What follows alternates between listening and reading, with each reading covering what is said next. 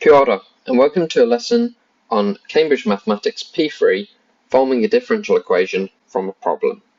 To start off with, I'm just going to quickly mention the two things that I've written at the top here. The first one says A is proportional to B, and the second one says A is inversely proportional to B. The difference being that when it's inversely, write it as 1 over B, and when it's just proportional, it's just straight B. We can use differential equations to model problems and then use those differential equations to find solutions, predicted solutions for future events. We're going to start off by looking at an example here, which is example 1. Velocity is defined to be the rate of change of displacement with respect to time. The velocity of a particle at time t seconds is inversely proportional to its displacement, s meters, from an origin O. Part A says, form a differential equation to represent this data. B is initially the particle has a displacement of 2 meters from the origin. After 1 second, the particle has a displacement of 5 meters from the origin. Solve a differential equation giving your answer in the form t equals function s. And C, find t when the displacement of a particle from the origin is 10 meters. So there's 3 steps to this question. First, form the differential equation. B, use it to find the original function, or the general solution or particular solution. And C, use that particular solution to find a value that has been given. So we're going to start off by forming the differential equation to represent the status. So that comes down to this second sentence, which is the velocity of a particle at time t seconds is inversely proportional to its displacement. So the velocity. They also define the velocity in the line above in case you don't know how velocity is defined, but velocity is displacement divided by time. So what we're going to say is our change in displacement over change in time is equal to inversely proportional, so that's going to be 1 over the situation, and the situation is our displacement, so 1 over displacement, so 1 over s, but because we don't know the exact scalar of this, we're going to say k over s rather than 1 over s. So that's part A. Okay. Basically, the steps I've gone through say velocity is the change in displacement over change in time, and I know the change in displacement over change in time is inversely proportional to 1 over s, which means I then apply the scalar to get the ds over dt equals k over s. B says initially the particle has a displacement of 2 meters from the origin. After 1 second, the particle has a displacement of 5 meters from the origin. Solve a differential equation giving the answer from t equals function s. So we want an equation t equals basically. So we know ds over dt is equal to k over s. And as you would have learned from last lesson on differential equations, we can rearrange this complex differential equation so that we can integrate it with respect to time. To do that, we're going to multiply s up to the other side to get s ds over dt is equal to k, and we're going to integrate both sides with respect to time. So ds over dt with respect to time. We're going to integrate k with respect to time. The dt's are going to cancel out, giving you the integral of s with respect to displacement, and k will still be with respect to time. So the integral of this, the left-hand side becomes s squared over 2, and the right-hand side just becomes kt, and don't forget your plus c. We're now going to try and rearrange this so that it is a t equals equation, and we also need to find out our c and k values. So the information they give us at the top is that initially the particle has a displacement of 2 meters from origin, so at t equals 0, s equals 2. And the other bit of information is that after 1 second, the particle has displacement 5. So at t equals 1, s equals 5. So I'm going to use these values here to find out what k and c are. So when s equals 2, so 2 squared over 2, t is 0, so we get k lots of 0 plus c. This is going to give me a c value of 2. I'm now going to use the c equals 2 with the t equals 1 and s equals 5 into my equation s squared over 2 equals kt plus c to find out what the k value is. So 5 squared over 2 is equal to k log of 1 plus 2, which becomes 12.5 minus 2 is equal to k, so k is equal to 10.5. So my function can now be written as s squared over 2 equals 10.5 t plus 2. But remember, I'm trying to get this in terms of t. So I'm just going to first times through by 2. So I get s squared equals 21t plus 4. And then I'm going to rearrange this for t. So s squared minus 4 over 21 equals t. That is my function. C then says find t when the displacement of a particle from the origin is 10 meters. So now it's just about using the formula we've generated, which was t equals s squared minus 4 over 21. So t equals s squared minus 4 over 21. I'm told that the displacement that I want to use is 10. So t is going to be 10 squared minus 4 over 21, which is 4.57 seconds. There we go, there's the answer to the first example. Let's have a look at another example. Example 2. The population density P of a town can be modelled as a continuous variable. In the year when records began, the population density P of a town was increasing at a rate of 0.5 people per hectare per year, and the population density of the town was 2 people per hectare. It is suggested that t years after records began, the rate of increase of a population density is inversely proportional to the square of the population density. And then we've got 3 things that we want to find out. Part A is form a differential equation to model this information, and that's where we're going to start. So a lot of information given to you there. Some of it is for later parts, some of it's for current part. But if you're forming the differential equation, it really boils down to this last line that they said here. Okay, the population density is inversely proportional to the square of the population density. So the rate of increase of a population density. So the change of a population density, dp over dt, the rate of change of a population density, is inversely proportional to the square of a population density. So that would normally be written as 1 over p squared, but because we don't know, again, the scalar, then it'll be dp over dt is equal to k over p squared. We can now use some of the information that was given above to actually calculate our k for this so we can get a full differential equation for the model.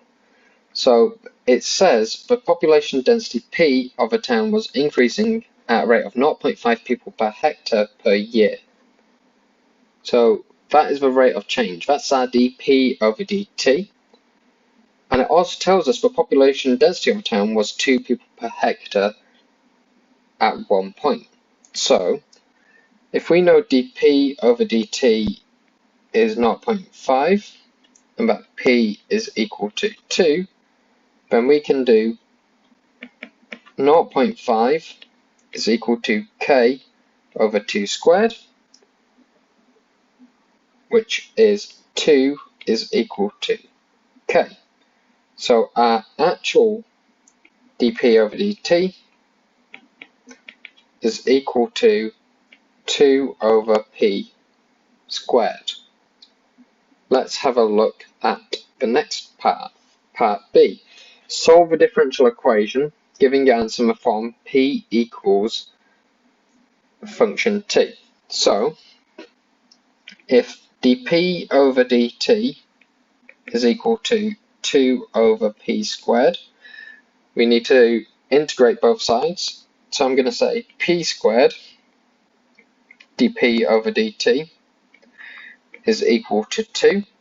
I'm going to integrate both sides with respect to time, which is going to give me p squared dp, because the dt's will cancel out, and integral of 2 dt, which is going to give me p cubed over 3 is equal to 2t plus c. From this point, I can calculate c using the information that I had previously, which is that the population density of a town was 2 per hectare. So if we consider that the beginning, because it does say when records began, that means when t equals 0, p is equal to 2. So we get 2 cubed over 3 is equal to 2 lots of 0 plus c, which gives us a c of 8 over 3, which gives us p cubed over 3 is equal to 2t plus 8 over 3. But we're asked to get this in the form p equals. So what we're going to do, and I'm just going to move everything over to the left so there's a bit more space. In fact, I will just get rid of this original thing, which is from the previous question. Okay. We're going to now rearrange this so that's p equals. So we're going to get p cubed is equal to 6t plus 8. So p must equal the cube root of 6t plus 8. Let's have a look at the last part, part C, which says the table shows the actual population density of a town every 5 years for the first 20 years after records began. Comment on how good a fit the model is to the actual data in the long term. So we're going to compare our model that we created in the last question to this table here. Okay, in fact, I'm just going to drag this table down so I get a bit of space underneath. Let's look at what the model produces. So the model was that p would equal the cube root of 6t plus 8. So we're just going to substitute each of our t values into here. So when I substitute in t equals 5 into this equation here, I get 6 lots of 5 plus 8, which is 38, and the cube root of 38 is 3.4. Very close. Okay. When I substitute 10 into here, I get cube root of 68, which is 4.1. Also, a very close value. When I substitute 15, 6 lots of 15 plus 8 is 98. Cube root of 98 is 4.6. This one is a little less close. And when I substitute 20 in there, I get the value 5.0. So as you can see, it was very close to begin with. In the first 10 years, you're only out by a decimal place. But as it progressed up to 20 years, it becomes a lot less reliable. So when it says comment on how good a fit the model is to the actual data in the longer term, you'd say in the long term, it's not particularly good. Okay? Because the further you go, it starts to underestimate the values, and it will keep underestimating as the value gets higher. Well, theoretically, all of a sudden their population could drop for some reason, like a global pandemic. So not particularly good in the long term. Okay. And just back that up with the comparison of a 7 to a 5 and the fact that it's an underestimate. Okay, so that's example 2. Let's have a look at a third example. Don't know why that's so far down the page, but it is. Okay, example 3. The value v of a motorbike as it gets older can be modelled as a continuous variable. A model is suggested to estimate the rate of decrease of a value of a motorbike. This model is that the value v when the motorbike is t months old decreases at a rate proportional. So it decreases at a rate proportional to v. A, write down the differential equation to satisfy that is satisfied by v. Well, the rate of change of a value, dv over dt, is directly proportional to the value. So when we do our dv over dt, we're going to get a kv. But because it's decreasing, what we should say is that that k must be negative because it's a decreasing value. Okay, so that is our differential equation. We don't have any values to calculate k just yet. So this is where we are currently at. In B, they do give us some values, so we're going to have a look at how we can answer B now. So B says the motorbike had a value of $10,000 when it was new. Solve a differential equation showing that V equals 10,000 e to the minus kt, where k is a positive constant. So dv over dt was equal to minus kv. So we need to rearrange this and integrate it with respect to time. So we're going to get the 1 over v dv over dt is equal to minus k. Integrate both sides with respect to time, giving us 1 over v dv because the dt's cancel out, minus k dt. 1 over v integrates to log v, and minus k integrates to minus kt plus c. The log here has the modulus because we can't have negative log values. So whatever the v value must be, it must be positive. Okay. We're given some values that we can now substitute into here, which is the motorbike had a starting value of $10,000. So when t equals 0, v equals 10,000. So log of 10,000 is equal to c, because v minus k lots of 0, just giving you c. So you can say log v minus kt plus log 10,000. We don't need to do anything with a k just yet because in the question it specifically said in the form 10,000 e to the minus kt, so I don't need to worry about working out k. All I need to do is get this in terms of v. So to get rid of a log, I have to do the exponential. So e is equal to the exponential of e to the minus kt plus log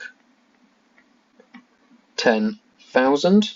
And I love doing these questions where the log's in the exponential with a plus in between, because it makes you have to remember that if you're adding your powers, that's the equivalent of saying that you had e to the minus kt times e to a log 10,000, and then it allows you to simplify down because e log of anything is just the value itself. So you end up with just v is equal to 10,000 e to the minus kt. And that's B shown. Okay. C says after 3 years, the motorbike has lost half of its value when new. Find the value of a motorbike when it was 2 years old. So after 3 years, it's half its value. So after 3 years, t equals 3, v is equal to 5,000. We've not said explicitly, so 5,000, not 50,000. We don't want a very expensive motorbike. V equals 5,000. They don't say explicitly, but they imply it with the information that is given. So you have an equation which is V is equal to 10,000 e to the minus kt. You can use this to now find out k, because you know when t equals 3, v equals 5,000. So 5,000 is equal to 10,000 e to the minus k, well, minus 3k. Okay. E to the minus 3k, which is a half is equal to e to the minus 3k. To find out what the k value must be, you need to take logs. So log of a half is equal to minus 3k, and log of a half divided by negative 3 must be k. K is equal to, let's just leave it like that and put it in. So we want to know after 2 years, rather than actually working out this value, which will probably be some form of decimal value, which we can make errors with our rounding. We're just going to put this back into our V formula. So V is equal to 10,000 e to v, well, minus 3. In fact, we know t equals 2, so we're going to use t equals 2. So 2 lots of, so minus 2 lots of log half over negative 3, which is going to give us a value of 6,299.605, which put in proper money is $6,300 to 3 significant figures. There's the answer. So, like I say, a lot of these questions, we love doing stuff with e's and logs, and especially this plus log situation where it has to be separated out. And a lot of the questions involve logs, okay, especially with the in proportionality. When it's proportional, you get logs a lot. When it's inversely proportional, you actually tend to not get the logs because you don't get the 1 over situation when you divide down. Good luck with answering some questions yourself. I hope this made sense and you fully understand this to a point where you can get the right answer. Good luck and bye.